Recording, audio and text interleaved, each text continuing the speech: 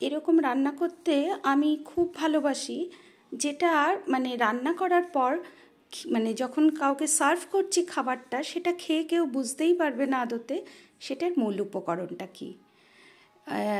অথচ খাওয়ার পর সেটার থেকে যেমন প্রশংসাও পাওয়া যায়, পেয়ে এসছি প্রচুর প্রশংসা, তেমনি দেখেছি তারা চেটেপুটে খায়। আরও বেশি ভালো লাগে যদি জানতে পারি যে সেই জিনিসটা মানে খায় না বা পছন্দ করে না, এরকম যদি হয়। তা আজকের উপকরণ মানে আজকের যে প্রিপারেশান, সেটা একদম তাই। আজকে বুঝতেই পারলে আজকের মূল উপকরণই হচ্ছে ওল। ওল আমরা যেমন অনেকে ভালো খাই, আবার অনেকেই আছে ওলের নাম শুনলে খুব একটা পছন্দ করে না, তাদের ধারণা ওল খেলে গলা চুলকবে। আসলে তা নয়, ভালো ওল হলে মানে মাখনের মতন আর কি, সেদ্ধ করলে পুরো মাখনের মতো লাগে, আর ঠিক আলুর টেস্ট লাগে, এত ভালো হয়। তা কিছুই নয়, রেসিপিটা কিন্তু খুব সিম্পল। মানে সেটা এতক্ষণ যে দেখছো তাতে কিছুটা আন্দাজ করতেই পারছো যে খুব একটা এর মধ্যে ঝামেলা নেই আর কি। তা এর জন্য প্রধান যেটা তোমাকে খেয়াল রাখতে হবে, ওলটার সেদ্ধ। আমি একটু পিসটা বড় বড় নিয়েছি, সেটা আমি করেছি, ঠিক আছে। তোমরা চাইলে এটাকে পিস যে যার মতো সাইজ করে কেটে নিতেই পারো। তাই ওলটাকে একটু পাতলা খালি কাটবে, খুব পাতলাও না, মোটামুটি একটা থিকনেসে কেটে নেবে। বেশি মোটা করো না, তাহলে আমি এই যে অল্প তেলে ভাজছি সেটা ভাজতে পারবে না, বেশি তেল লাগবে।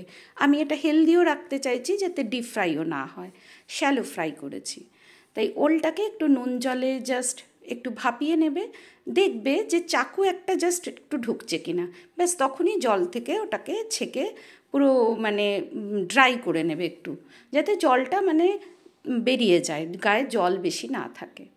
এবার তার মধ্যে ওই একটা দেখলে মশলা করলাম, আদা রসুন একটু লঙ্কা আর অল্প একটু সর্ষে বেটে নিয়ে সেটা ওলের গায়ে কোট করলাম, এবং তার মধ্যে একটু রঙের জন্য হলুদ গুঁড়ো, একটু কাশ্মীরি লঙ্কার গুঁড়ো, একটু ধনেপাতা কুচি, নুন আর লেবুর রস, এই দিয়ে ওটাকে মাখিয়ে রেখেছিলাম কিছুক্ষণ। তারপরে জাস্ট সুজির গায়ে কোট করে নিয়েছি। সুজি দিয়েছি এই কারণে, সুজিটা আমাদের মোটামুটি বাড়িতে সবসময়ই অ্যাভেলেবেল থাকে, সেই জন্য সুজির গায়ে কোট করে নিয়েছি যাতে একটু ক্রিস্পি হবে গাটা বেশ। দিয়ে তেলে স্যালো ফ্রাই করে নিলাম, এবং হালকা বেশ একটা রং আসা অবধি এটাকে উল্টে পাল্টে ওই অল্প তেলেই কিন্তু এটা খুব সুন্দরভাবে ফ্রাই হয়ে যায়। তারপরে এটা as a tea time snacks হিসাবে আমি সার্ভ করেছি আজকে। কিন্তু এটা আমি কখনো কখনো আমি ডাল ভাতের সঙ্গেও কিন্তু সার্ভ করেছি, সেটাতেও ভীষণ ভালো লাগে খেতে। তা সুতরাং এই যে দেখে বুঝতে পারলে যে কত সহজ, কত অল্প সময়ের রান্না।